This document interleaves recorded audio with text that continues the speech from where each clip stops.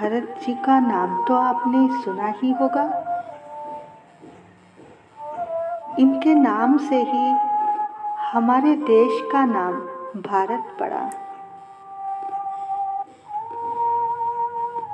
कहते हैं भरत जी को युवा अवस्था में ही वैराग्य हो गया था।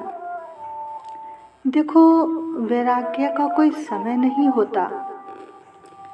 पता नहीं कब किसकी बात दिल पर लग जाए और वैराग्य हो जाए।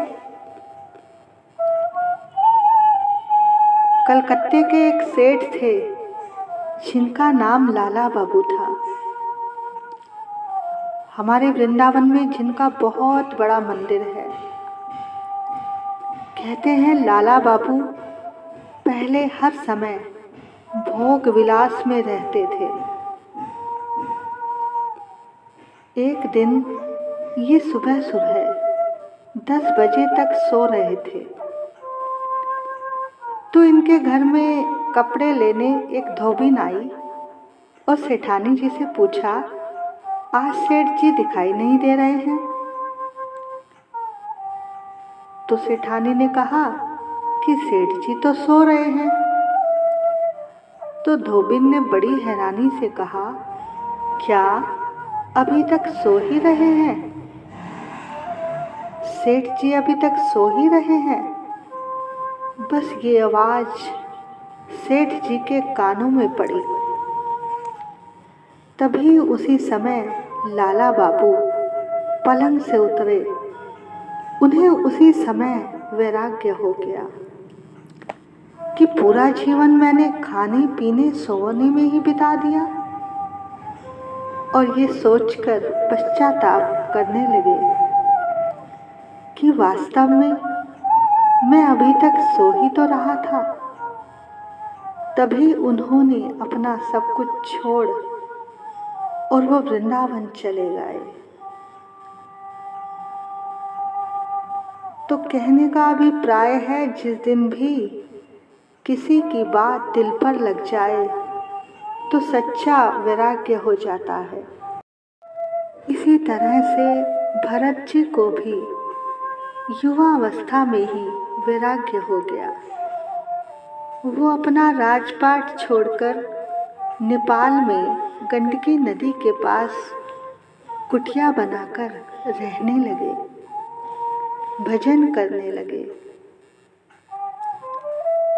लेकिन एक दिन वहाँ एक हिरणों का झुंड आया। इन्होंने उस हिरण के एक बच्चे को देखा और उससे इन्हें मोह हो गया, जिसकी वजह से इनका भजन छूट गया और इनका एक जन्म कई जन्मों का कारण बन गया। किसी ने पूछा कि भरत जी ने कहाँ तो अपना राजपाट, अपने पुत्रों की सब मोह ममता को छोड़कर ये भजन में लग गए, और कहाँ अचानक एक हिरण से मोह हो गया। ऐसी क्या कमी थी इनके भजन में जो भगवान से प्यार करते करते हिरण से प्यार हो गया?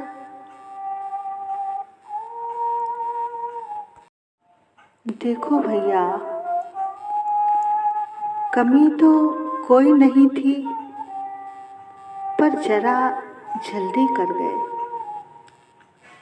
जब भगवान के नाम की, उनके प्यार की तड़फ उठी तो भरत जी अकेले ही निकल पड़े भजन करने जंगल की ओर। ना तो उन्होंने कोई गुरु बनाए और ना ही कोई ठोकर खाई, और ना ही किसी संत की शरण में गए, ना ही कोई सत्संग किया। तो भजन करते करते इन्हें इतना अहंकार हो गया। कुछ समय बाद इन्हें ऐसा लगने लगा कि शायद मैं भजन में बहुत आगे निकल गया। और अहंकार तो भगवान किसी का रहने नहीं देते, इसीलिए एक हिरण के चक्कर में फंस गए और इनका भजन छूट गया। किसी ने कहा कि ध्रुव जी को तो 5 साल की अवस्था में ही प्रभु प्राप्त हो गए थे। देखो, एक कथा आती है कि एक बार कई ऋषि कृष्ण से नाराज हो गए कि हम तो हजारों साल से तप कर रहे हैं और ध्रुव को 5 साल की अवस्था में ही आपने दर्शन दे दिए। ऐसा सोचकर वो संत एक नाव में बैठकर नदी पार कर रहे थे। तभी दूर सामने एक सफेद रंग का पहाड़ नजर आया। तो वो जो नाव चला रहा था उससे ऋषियों ने पूछा, भैया, ये जो सामने सफेद रंग का पहाड़ सा है, क्या ये रुई का ढेर है या संगमरमर है या फिर बर्फ का पहाड़ है? तो उस मल्लाह ने कहा कि ना तो ये संगमरमर है और ना ही ये रुई का पहाड़ है। ये तो जितने जन्म लेकर ध्रुव ने तप किया, ये उनकी हड्डियों का पहाड़ है। यानी इतने हजारों साल तप करने के बाद भी उन्हें बड़ी मुश्किल से कृष्ण मिले।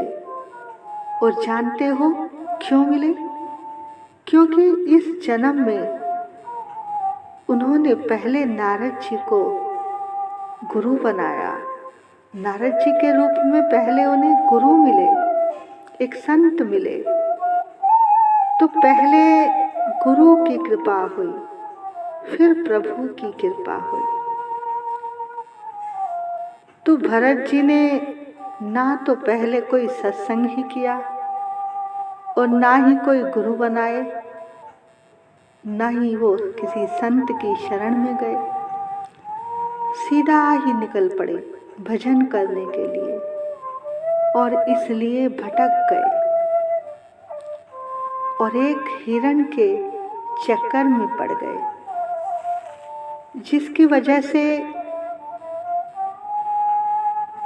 ये फिर इनको कितने ही यानी एक जन्म उनके कई जन्मों का कारण बन गया। फिर इनका एक ब्राह्मण के घर में जन्म हुआ, फिर वहां जाकर इनका कल्याण हुआ। देखो भैया, अगर आपके मन में भी यदि किसी दिन जरा सी भी बात आ जाए कि गोविंद से मिलना है, तो भैया कहीं सब कुछ छोड़कर जंगल में मत निकल जाना।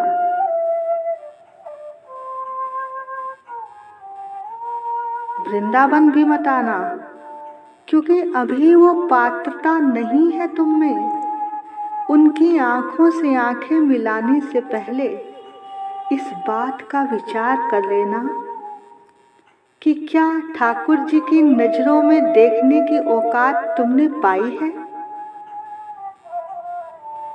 जब भी दिल भरा हो उनके प्रेम से, तो एक काम करना, जैसे एक पत्थर को हथौड़ा मारकर तराशा जाता है, पहले एक हथौड़ा मारा तो माथा निकल आया और दूसरा मारा तो आंखें निकल आई और एक आखिरी ऐसा हथौड़ा मारा कि मूर्ति का स्वरूप ही निकल आया। इस तरह से जब भी दिल प्रभु के प्यार से भरा हो, तो सबसे पहले अपने गुरु या किसी प्रेमी संत की शरण में जाना, उसके आश्रय में जाकर बैठ जाना।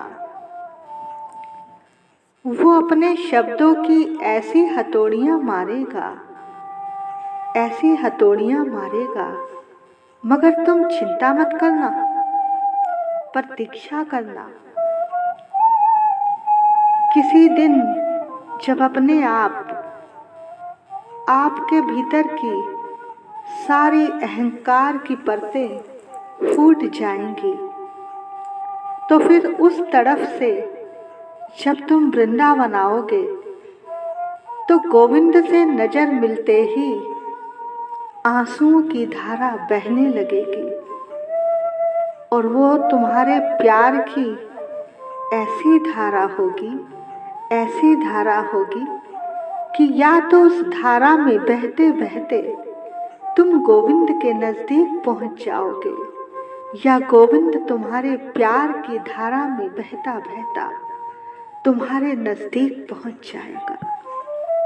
तो भैया, सबसे पहले किसी गुरु या संत की शरण में जाओ, वही तुम्हारे भीतर गोविंद मिलन की तड़प जगाएगा। तो भैया, पहले जब हम किसी संत की शरण में जाएंगे तभी भगवान तक पहुंच पाएंगे। तो भगवान से यही प्रार्थना करो कि प्रभु, हमारे जीवन में ऐसा संत भेजो जो हमें आप तक पहुंचा दे।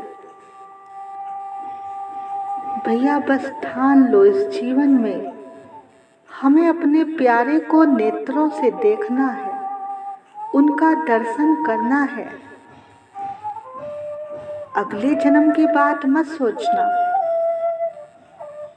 अगर इस जन्म में नहीं पाया तो 84 लाख योनियों में भटकना पड़ेगा। तो भगवान तो केवल मनुष्य जन्म में ही मिलते हैं। अब कई लोग कहते हैं कि गुरु क्यों बनाने चाहिए, क्यों संतों की शरण में जाना चाहिए। देखो भैया, गुरु के बिना गति नहीं होती। जिस तरह से जब हम किसी पिकनिक पर या किसी यात्रा पर जाते हैं तो अपने साथ भोजन, पानी आदि सब सामान लेकर घर से चलते हैं। भाई, रास्ते में कहीं रुकेंगे, भूख लगेगी तो भोजन कर लेंगे, प्यास लगेगी तो जल पी लेंगे, क्योंकि सब कुछ हमारे साथ है, सारी व्यवस्था है। इसी तरह से जब हम अध्यात्म के रास्ते पर चलते हैं तो हमारे हर कदम पर एक संत, एक गुरु का अनुग्रह होना बहुत जरूरी है। उनकी कृपा होनी बहुत जरूरी है। तभी तो हमें पता चलेगा कि हम सही चल रहे हैं या गलत।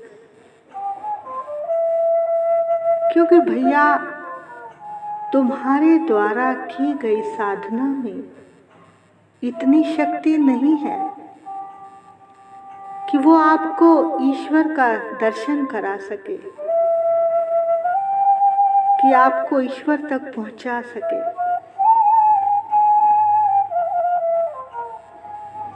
जानते हो, अगर आप किसी गुरु या संत की शरण में होंगे तो वो संत, वो गुरु क्या करेगा? यदि आपके द्वारा की गई साधना में रत्ती भर भी, जरा सी भी अगर कोई कमी रह गई होगी तो वो संत अपनी साधना की डंडी आपके हाथ में पकड़ाकर आपको इस भवसागर से पार कर देगा और उस गोविंद की गोदी में बिठा देगा। ये काम एक संत, एक गुरु ही कर सकता है। इसीलिए पहले किसी संत या गुरु की शरण में जाओ। जिस तरह से जब ध्रुव जी 5 वर्ष की अवस्था में थे तो उनकी सौतेली माँ ने उन्हें कड़े शब्द बोल दिए थे कि जा भगवान का भजन कर, फिर पिता की गोदी में बैठना। तो वो जंगल में जब तपस्या करने जा रहे थे तो रास्ते में उन्हें नारद जी मिले, एक गुरु के रूप में, एक संत के रूप में। उन्होंने कहा, बेटा इस जंगल में कहाँ जा रहे हो?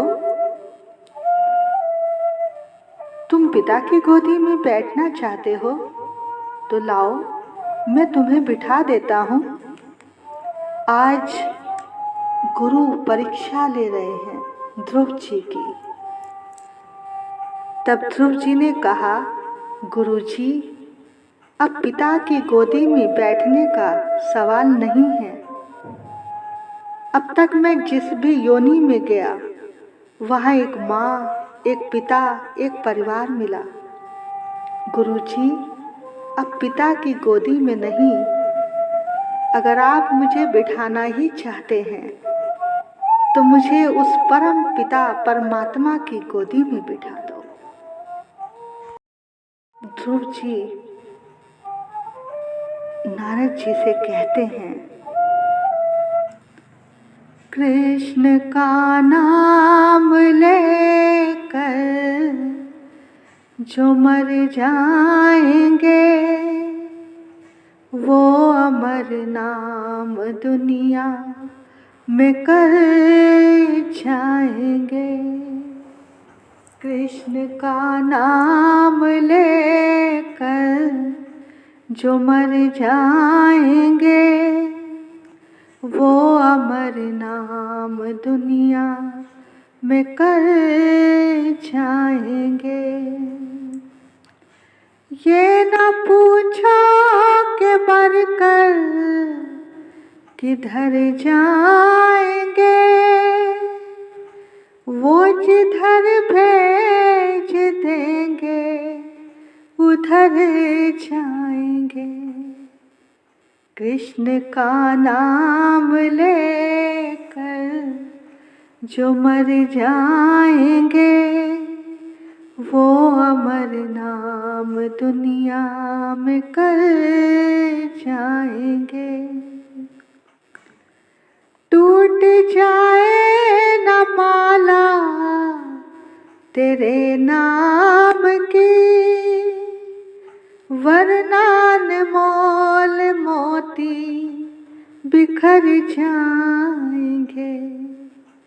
कृष्ण का नाम लेकर जो मर जाएंगे वो अमर नाम दुनिया में कर जाएंगे।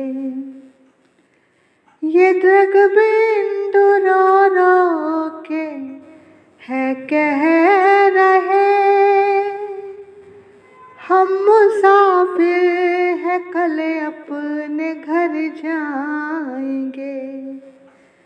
कृष्ण का नाम लेकर जो मर जाएंगे वो अमर नाम दुनिया में कर जाएंगे। वो अमर नाम दुनिया में कर जाएंगे।